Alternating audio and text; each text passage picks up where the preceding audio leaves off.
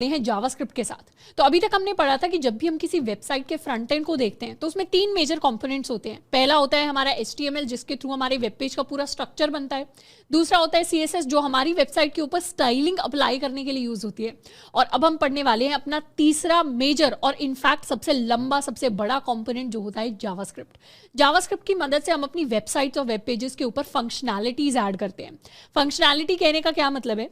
जैसे अगर हम Amazon की वेबसाइट पर जाएं, इस वेबसाइट पर अगर हम टाइप करके लेट्स से कुछ सर्च कर रहे हैं, तो ये जो सर्च के लिए ऑप्शंस आ रहे हैं, डिफरेंट चीजें आ रही हैं, जो सर्च बटन काम कर पाएगा, ये सारी की सारी चीजें पॉसिबल हो पा रही हैं जावास्क्रिप्ट की मदद से।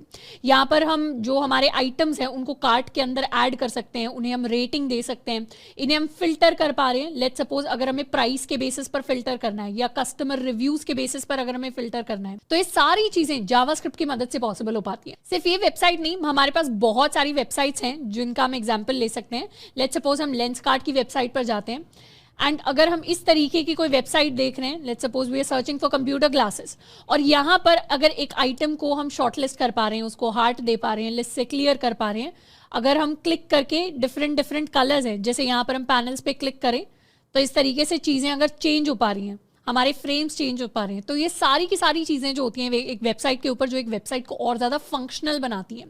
अभी तक हमने सीखा है कि वेबसाइट के ऊपर स्ट्रक्चर कंटेंट कैसे डालना है और उनको स्टाइलिश कैसे बनाना है, पर उनको एक्चुअली फंक्शनल बनाना है ताकि लोग आकर उनको यूज़ कर पाए, किसी प्रोडक्टिव तरीके से वो काम आ पाए किसी के। वो सारी की सारी चीज़ें हमारे जावास्क्रिप्ट पॉसिबल करती है। तो एक तरीके से एक मैजिकल कॉम्पोनेंट है जावास्क्रिप्ट, जब भी हम किसी भी वेबसाइट के फ्रंट एंड की बात करते हैं। अब जावास्क्रिप्ट में शुरुआत में हम सबसे पहले कुछ फंडामेंटल्स को कवर करेंगे। फंडामेंटल्स कहने का मतलब है कि अगर हमने कॉलेज में C++, जावा जैसी कोई लैंग्वेज पढ़ी है, तो उसके अंदर हमने शुरुआत में किसी भी लैंग्वेज को सीखने के लिए प्रोग्रामिंग सीखी होगी, तो वैसी ही प्रोग्रामिंग हम जावास्क्रिप्ट के लिए सीखने वाले हैं। यहाँ पर अभी तक हमने HTML को सीखा है जो एक मार्कअप लैंग्वेज है, CSS को सीखा है जो एक स्टाइलिंग लैंग्वेज है, और अब हम जावास्क्रिप्ट को सीखेंगे जो एक प्रोग्रामिंग लैंग्वेज है। प्रोग्रामिंग लैंग्वेजेस स्टाइलिंग और मार्कअप लैंग्वेजेस से थोड़ी सी एक लेवल ऊपर होती हैं, क्योंकि प्रोग्रामिंग लैंग्वेजेस को यूज करके हम लॉजिक बिल्ड कर पाते हैं। जितनी भी चीजें लॉजिकल आप देखते हैं कोडिंग के अंदर, जितनी भी चीजें जिसमें सोचने में टाइम लगाता है एक प्रोग्रामर, इनफैक्ट फ्रंट एंड के अंदर जो सबसे चैलेंजिंग पार्ट रहेगा इन टर्म्स ऑफ लॉजिक, वो आपका होने वाला है जावास्क्रिप्ट के अंदर। तो शुरुआत में जावास्क्रिप्ट को वेबसाइट पर कैसे यूज करते हैं, उससे पहले हम क्या करने वाले हैं, JS को हम एज अ प्रोग्रामिंग लैंग्वेज सीखेंगे। यानी इसके अंदर वेरिएबल्स किस तरीके से काम करते हैं, इसके अंदर क्या क्या तरीके का हम डेटा डिफाइन कर सकते हैं, इसमें हम लूप्स कहने का क्या मतलब होता है, कंडीशंस को कैसे अप्लाई कर सकते हैं, एरेज क्या होते हैं, ऑब्जेक्ट्स क्या होते हैं, इस तरीके की कई सारी डिफरेंट चीजें हम सीखने वाले हैं जिनके बारे में अभी हमें आइडिया नहीं है। पर जैसे ही हम जावास्क्रिप्ट के बेसिक्स एंड फंडामेंटल्स को कवर कर लेंगे, हम जावास्क्रिप्ट में बहुत अच्छा प्रोग्रामिंग करने लग जाएंगे एंड उसके बाद हम बढ़ेंगे कि कैसे जावास्क्रिप्ट को हम वेबसाइट्स के ऊपर यूज कर सकते हैं। तो इस चैप्टर के साथ हम शुरुआत कर रहे हैं जावास्क्रिप्ट के फंडामेंटल्स के साथ। अब HTML और CSS पढ़ने में हमें जितना टाइम लगा था उससे कंपैरेटिवली हमें थोड़ा ज्यादा टाइम लगने वाला है जावास्क्रिप्ट को पढ़ने में, पर ये सारा टाइम वर्थ इट होने वाला है, क्योंकि जावास्क्रिप्ट हमारे लिए एक बहुत ज्यादा कोडिंग के अंदर, प्रोग्रामिंग के अंदर मैजिकल चीज को ओपन अप करेगी। अभी तक हमने कोडिंग को थोड़ा सा वेबसाइट्स के पर्सपेक्टिव से सीखा है, पर एक बार हमने जावास्क्रिप्ट के फंडामेंटल्स को कवर कर लिया तो उसके बाद हम कोडिंग को प्रोग्रामिंग एस्पेक्ट से और ज्यादा समझने लग जाएंगे। हमारे पास बहुत सारी अपॉर्चुनिटीज हैं जावास्क्रिप्ट के अंदर, टेक्नोलॉजी के अंदर, वेब डेवलपमेंट के अंदर, जो काफी ज्यादा ओपन अप होने वाली है। एंड इनफैक्ट JS को पढ़ते टाइम हम कई सारे कॉन्सेप्ट्स ऐसे सीखेंगे जो कल को अगर जाकर आपको डेटा स्ट्रक्चर्स एल्गोरिथम करने हैं जावा जैसी लैंग्वेज में, C++ जैसी लैंग्वेज में, C जैसी लैंग्वेज में, या आपको पाइथन पढ़ना है, तो डिफरेंट जो दूसरी प्रोग्रामिंग लैंग्वेजेस होती हैं उनको समझने और उनको एक्चुअली जाकर चीजें इंप्लीमेंट करने में भी आपको हेल्प मिल रही होगी। तो JS के अंदर आने वाले कुछ चैप्टर्स में हम वो फंडामेंटल टॉपिक्स पढ़ेंगे जो सिर्फ JS के नहीं बल्कि बहुत सारी मल्टीपल प्रोग्रामिंग लैंग्वेजेस के अंदर यूज होते हैं। तो हमारा ये जो फर्स्ट चैप्टर है इसके अंदर हम कवर करने वाले हैं वेरिएबल्स, एंड हम किस किस टाइप के वेरिएबल्स को जावास्क्रिप्ट के अंदर डिफाइन कर सकते हैं। तो शुरुआत करते हैं अपने जावास्क्रिप्ट के चैप्टर 1 के साथ।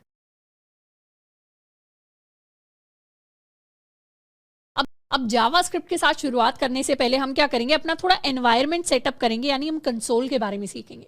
जैसे HTML का कोड लिखने से पहले हमने VS कोड को इंस्टॉल किया था, तो हमने इंश्योर किया था कि हमारा एनवायरनमेंट तैयार है कि कहां पर हमें कोड लिखना है। अब जावास्क्रिप्ट का कोड वैसे तो हमें VS कोड के अंदर ही लिखना है, क्या, जावास्क्रिप्ट की फाइल बनाकर। जैसे हमने .html लिखकर HTML की फाइल बनाई थी, .css लिखकर CSS फाइल बनाई थी, वैसे ही हम .js लिखकर जावास्क्रिप्ट की फाइल्स बना सकते हैं। बट ये वाला तरीका हम अभी इंप्लीमेंट नहीं करने वाले। वैसे तो प्रोजेक्ट्स बनाने में या कंपनी के अंदर काम करने में या different day to day JavaScript लिखने में हमें यही तरीका इंप्लीमेंट करना है, यानी वीएस कोड के ऊपर फाइल बनानी है। पर क्योंकि अभी हम नए नए बिगिनर हैं, तो फाइल बनाने से पहले हम क्या करेंगे, कंसोल को यूज करना सीखें। कंसोल क्या होता है, हमने अभी तक क्रोम डेव टूल्स के अंदर इंस्पेक्ट करना सीखा है।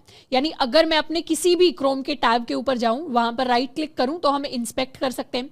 इंस्पेक्ट करके अभी तक हम एलिमेंट्स को देखते थे, यानी हम यहां से किसी भी एलिमेंट को सिलेक्ट कर सकते हैं। इस तरीके से हम उस एलिमेंट के लिए उसका HTML कोड देख सकते हैं, उसकी स्टाइलिंग देख सकते हैं, काफी सारा लेआउट देख सकते हैं। बहुत सारी चीजें हैं जो इंप्लीमेंट की जा सकती हैं। अब इन्हीं डेव टूल्स के अंदर एलिमेंट्स के साथ क्रोम पर हमें कंसोल का ऑप्शन दिख रहा होगा। इनफैक्ट अगर आप किसी और ब्राउजर पर हैं तो जनरली हर एक ब्राउजर के अंदर एलिमेंट्स, कंसोल, ये सारे ऑप्शंस अवेलेबल होते हैं इंस्पेक्ट के बाद। तो इस कंसोल को क्लिक करके हम यहां पर जा सकते हैं। अगर आपकी विंडो थोड़ी सी अभी छोटी है इस टाइम पर, तो इस तरीके का एरो आपको दिख रहा होगा, उस पर जब आप क्लिक करेंगे तो यहाँ पर कई सारे ऑप्शंस आएंगे जिसमें हमें कंसोल का ऑप्शन सिलेक्ट करना है। कंसोल का ऑप्शन सिलेक्ट करके यहाँ पर आपको कई सारी चीजें लिखी हुई दिखेंगी। जैसे ये कुछ एरर्स आ रहे हैं, ये एक्चुअली वार्निंग्स है। ये वार्निंग्स क्या है, या फिर यहाँ पर अगर एरर्स भी आ रहे हैं आपकी वेबसाइट के ऊपर तो वो क्या है, उसका मतलब क्या होता है, उन चीजों पर हमें बिल्कुल ध्यान नहीं देना। अभी के लिए इसको कंप्लीटली इग्नोर करना है। अगर हमें इन चीजों को क्लियर करना है तो अगर हम मैक के ऊपर काम कर रहे हैं तो हम कमांड के प्रेस कर सकते हैं। विंडोज या लिनक्स के ऊपर काम कर रहे हैं तो हम कंट्रोल L प्रेस कर सकते हैं। तो उससे क्या होगा, हमारी कंसोल विंडो कंप्लीटली खाली हो जाएगी। और अगर बाद में जाकर हम कुछ यहाँ पर टाइप करते हैं, जैसे हम टाइप कर सकते हैं यहाँ पर कंसोल विंडो में, एंड दोबारा इसको क्लियर करने के लिए हम सेम ऑप्शंस को प्रेस कर सकते हैं। तो ये जो कंसोल विंडो है, ये आने वाली कुछ क्लासेस के लिए हमारे जावास्क्रिप्ट के कोड लिखने का एरिया होगा। मतलब जितना भी जावास्क्रिप्ट का हम कोड लिखेंगे, प्रैक्टिस करेंगे, फंडामेंटल सीखेंगे, वो सारा का सारा शुरुआती स्टेजेस में हम यहाँ पर अपना कोड लिखने वाले हैं। तो हमें ये वेबसाइट के ऊपर क्या चीज़ें चल रही हैं, गूगल है, क्या है, आप चाहें तो किसी भी वेबसाइट को खोलकर उसका ये कंसोल वाला सेक्शन यूज़ कर सकते हैं। हम गूगल है वो तो सबसे आसान है, नहीं तो आप कोई HTML प्रोजेक्ट बना रहे हैं उसको ब्राउजर पर खोलकर उसका कंसोल विंडो हम यूज़ कर सकते हैं। और कंसोल के अंदर हम कुछ भी अगर लिखते हैं, मान लेते हैं मैंने कुछ ऐसा लिखा, ये कुछ एरर आ गया, कुछ मतलब नहीं है इस चीज़ का, पर अगर हम जैसे ही रिफ्रेश करते हैं वैसे ही क्या होगा, पेज सारा रीसेट हो जाएगा। तो कंसोल के ऊपर हम जितना भी कोड लिखते हैं उसमें से कुछ परमानेंट नहीं होता। ये सारा का सारा कोड मेरे पास टेम्परेरी कोड होता है, तो इसीलिए टेम्परेरीली हम इस कंसोल विंडो को यूज़ करेंगे। अब इस विंडो के अंदर यहाँ पर ये जो 3 डॉट्स आ रहे हैं, customize and control dev tools, इस पर अगर क्लिक करें तो डॉक साइड के लिए हमारे पास डिफरेंट ऑप्शंस होंगे। अभी क्या है, हमारा ये जो कंसोल वाली विंडो है ये राइट साइड है। अगर हम चाहें तो इसको लेफ्ट साइड भी शिफ्ट कर सकते हैं, तो ये कहाँ आ जाएगी, पूरे पेज के लेफ्ट साइड में आ जाएगी। हम चाहें तो इसे नीचे की तरफ भी शिफ्ट कर सकते हैं कुछ इस तरीके से, और यहीं पर हम चाहें तो इसे कंप्लीटली बाहर भी निकाल सकते हैं। तो इससे क्या होगा, हमारी विंडो जो है सेपरेटली अलग हो जाएगी। अभी के लिए हम क्या करने वाले हैं, इसे थोड़ा सा हम लेफ्ट साइड शिफ्ट करेंगे। अपनी कंसोल विंडो को साइज में हम बड़ा करने वाले हैं, एंड यहाँ पर इसके फॉन्ट साइज को भी बड़ा करेंगे। तो मैं कमांड और प्लस, आप अगर विंडोज़ पर है तो आप कंट्रोल प्लस प्रेस कर सकते हैं, एंड इस तरीके से इस कंसोल विंडो को यूज़ करके हम अपना पूरा जावास्क्रिप्ट का कोड लिखकर सीखने वाले हैं। तो जावास्क्रिप्ट के अंदर मैं एक सिंपल सी चीज़ लिखने वाली हूँ। लेट्स सपोज मैंने लिखा 1 लिखते ही मैंने जैसे ही एंटर प्रेस किया, रिटर्न प्रेस किया, मेरे पास क्या हुआ, 1 दोबारा से प्रिंट होकर आ गया। जैसे ही मैंने लिखा 2 और एंटर प्रेस किया, वैसे ही 2 यहाँ पर सेकंड लाइन में अपने आप प्रिंट होकर आ गया। जैसे ही मैंने लिखा 1 + 2 और मैंने एंटर किया, वैसे ही क्या हुआ, 3 मेरे पास आ गया। तो 1 + 2 क्या हुआ, 3। ये एक लॉजिकल कंप्यूटेशन है जो जावास्क्रिप्ट ने मेरे लिए किया। ये जो चीज़ें हैं ये सारी की सारी जावास्क्रिप्ट के अंदर चल रही हैं। तो जब भी हम कंसोल की बात करेंगे, कंसोल कहने का मतलब है बेसिकली जावास्क्रिप्ट। अब सीखते हैं कि ये कंसोल में जो चीज़ें मैं एंटर कर रही हूँ या जो चीज़ें मेरे पास प्रिंट होकर आ रही है, एंटर जो मैंने की है वो आपको ग्रीन कलर में दिख रही होगी, जो खुद से प्रिंट होकर आ रही है वो पर्पल कलर में दिख रही होगी। तो इन सब चीज़ों का मतलब क्या है, हमारा जो कंसोल होता है जिसके ऊपर हम कुछ क्लासेस के अंदर कोड लिखने वाले हैं, ये REPL REPL को यूज़ करता है। REPL का मतलब होता है प्रोग्रामिंग के अंदर read, evaluate, print and loop.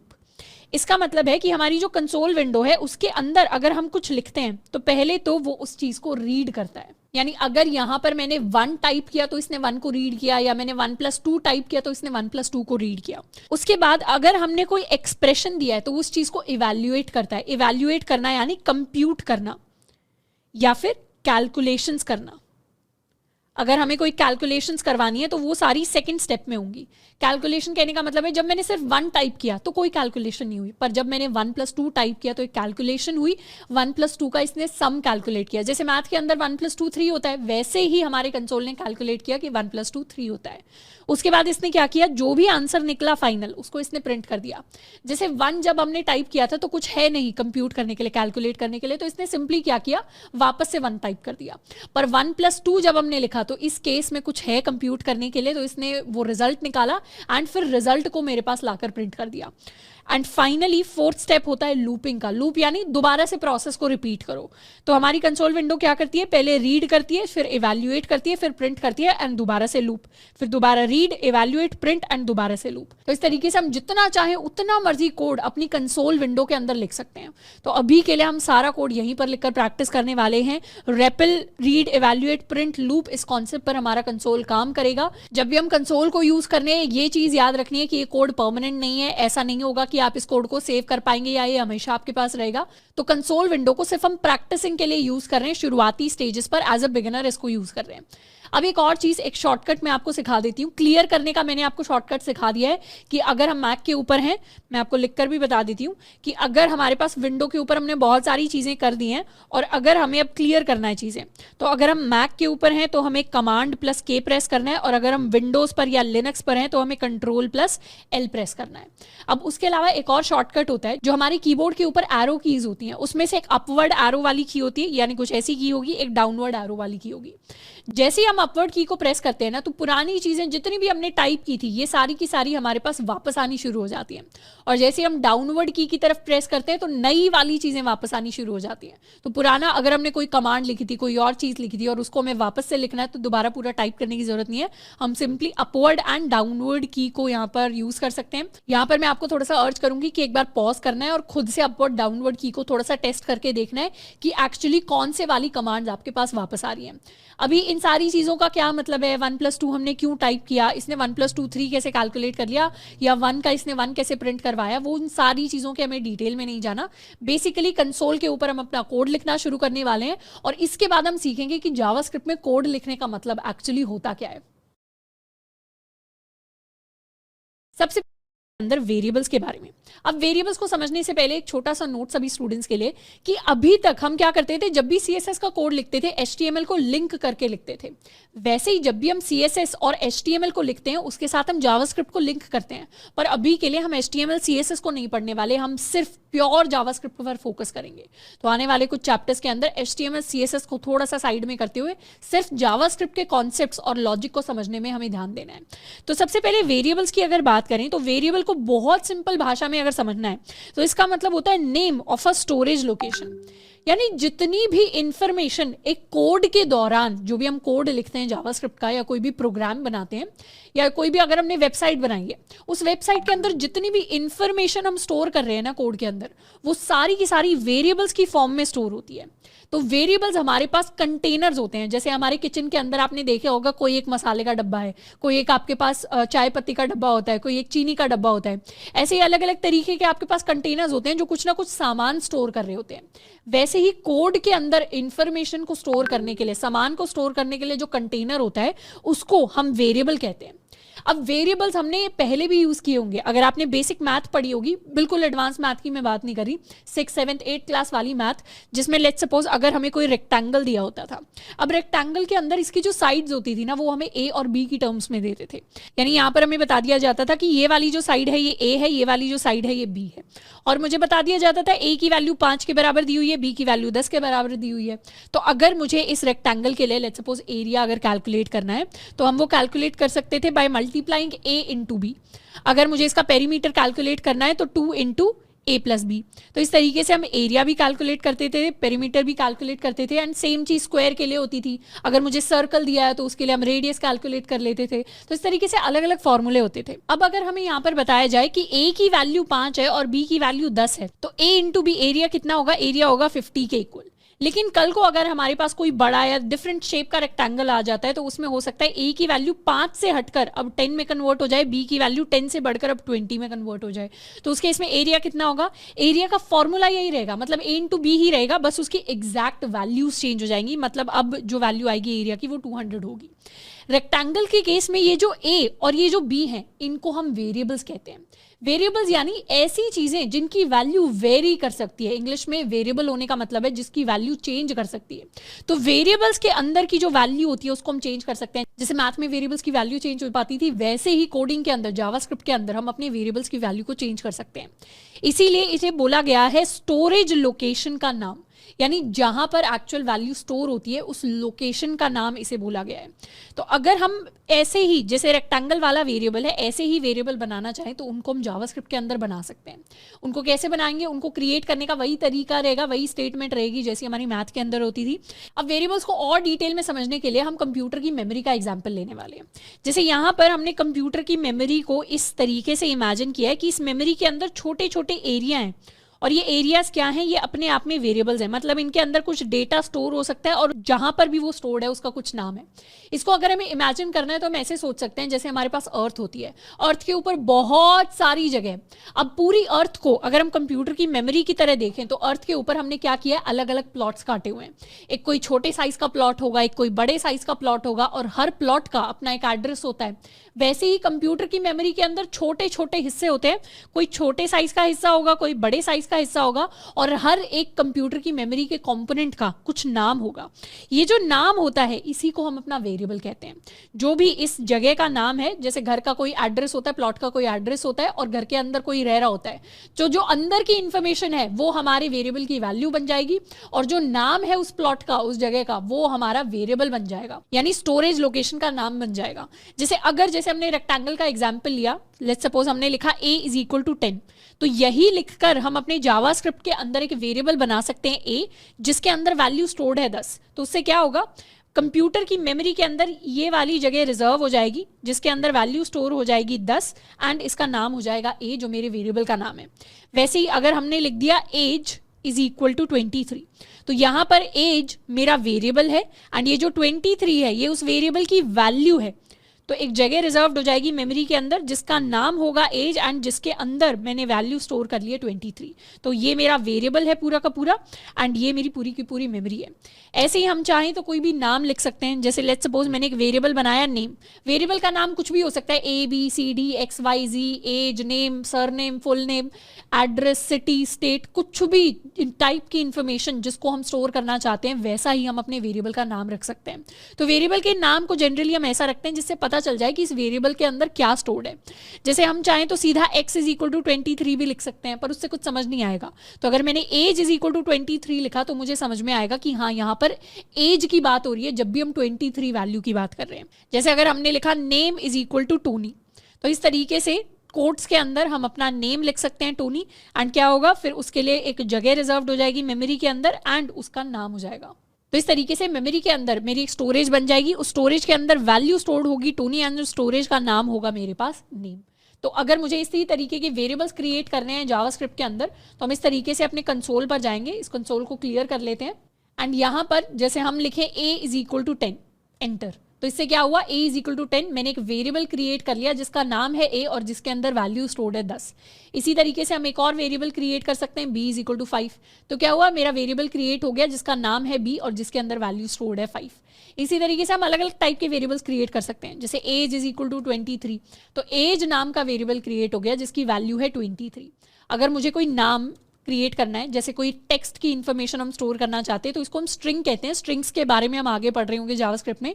तो जैसे अगर मुझे कोई नेम स्टोर करना है तो इस तरीके से name is equal to Tony मैंने स्टोर करवा लिया। नाम को हम डबल कोट्स के अंदर या सिंगल कोट्स के अंदर लिखते हैं, एंटर किया एंड इस तरीके से टोनी मेरा एक नाम है जो जाकर मेमोरी के अंदर कहीं पर स्टोर हो गया। तो इस सारी की सारी इंफॉर्मेशन मेमोरी में कहीं पर स्टोर होने के लिए जगह लेती है।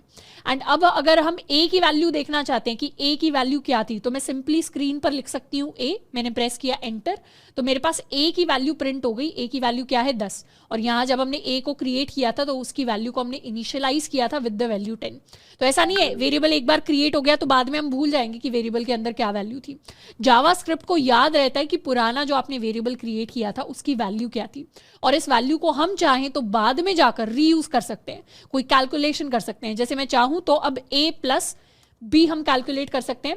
तो a प्लस बी की वैल्यू आ गई 15 के इक्वल, ऊपर a की वैल्यू थी 10, b की वैल्यू थी 5, तो a प्लस बी इसने प्रिंट करवाया है मेरे पास 15 के इक्वल। तो इस तरीके से हम वेरिएबल्स क्रिएट करते हैं, स्टोरेज लोकेशंस को हम वेरिएबल कहते हैं, और इन वेरिएबल्स को हम डिफरेंट चीज़ों के लिए, जैसे कैलकुलेशंस हो गई या आगे जाकर हम और भी बहुत सारी चीज़ें देखेंगे, उन सब के लिए अपने जावास्क्रिप्ट के अंदर यूज़ करते हैं। नेक्स्ट हम बात करने वाले हैं जावा